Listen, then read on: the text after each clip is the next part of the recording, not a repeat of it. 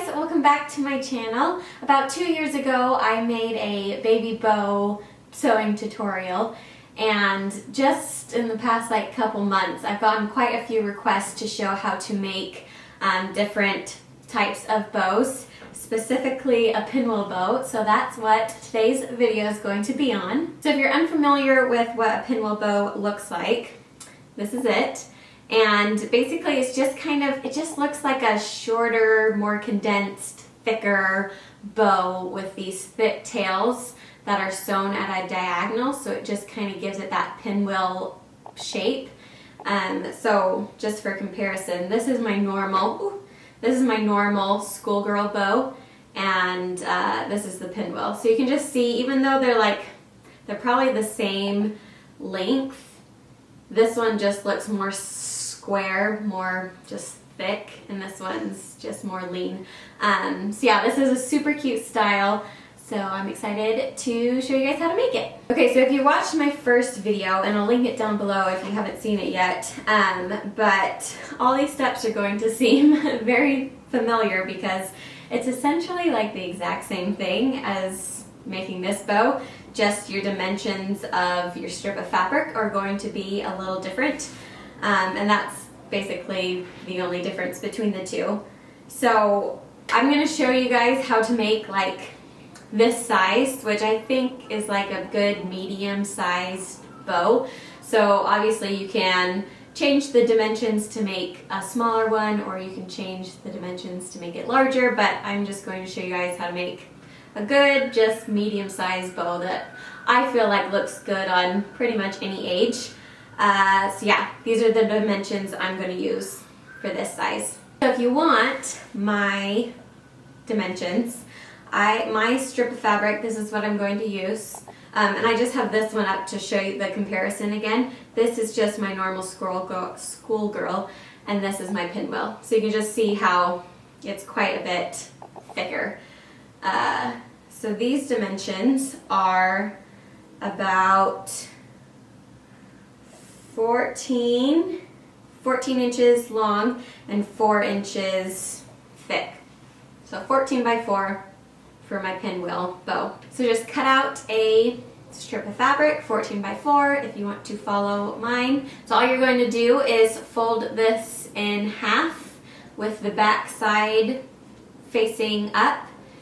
And to get that pinwheel look, you're going to sew your strip of fabric on a diagonal. So I'm just going to start at the one corner by the fold, and I'm just going to sew at a diagonal, and then you're going to sew down your strip of fabric, leave just a little gap in the middle to be able to turn it inside out. Sew all the way down, and then again sew at a diagonal back up to the other corner. And I just kind of eyeball the diagonals as I'm sewing, but once you're done, you can hold them up next to each other and you can kind of tell if the slants are about the same. You just don't want one to be super diagonal than the other one super flat. You want them to be fairly close to the same angle. So this looks pretty good. So here's my strip of fabric. Then with my scissors, I'm just going to cut the corners just outside of where I have sewn it down. So it looks like this. So this is how it should look after it's sewn and cut, and then there's a little hole in the middle, and I use a chopstick to do the next part. So all I'm going to do is flip both of the tails out through the middle hole. So I'm just going to take my chopstick. I've used tweezers in the past, I've used a pencil when I couldn't find the chopstick, just something that makes it easier to flip your fabric inside out. Okay, so now it's the right way, and you just want to get these corners nice and crisp. So I go in with my chopstick and I just gently press the fabric to get the corners nice and crisp.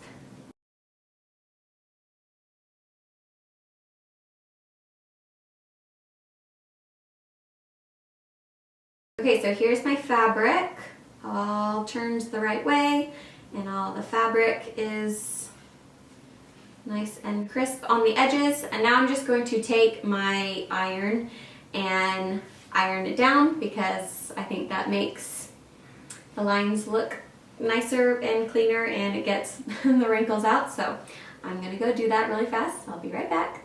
Okay, so now you can decide whether you want your bow on a headband or just have a little alligator clip to put on it. If you want a headband, I make my headbands by just cutting about 1/2 inch out of a thick tights, just nude tights. And then they just roll up like this to make the little headbands. So if you want a headband, now would be the time to just slip on your headband and then we'll tie it up. But my daughter uses clips now, so I'm just going to make this one into a clip. So all you do to tie it into the bow is you put both sides together so you can see where the middle is. And then you fold down the two sides, so you have two little bunny ears.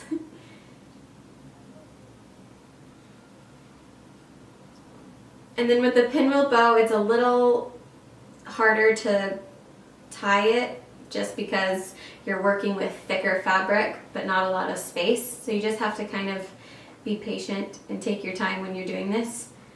But it's not hard. So what I do is I just then tie it into a bow with the bunny ears. So I put one side over the other, then flip it through the middle, and you just have to work with it a little bit. Then I just gently pull on the tails so that they're about the same length.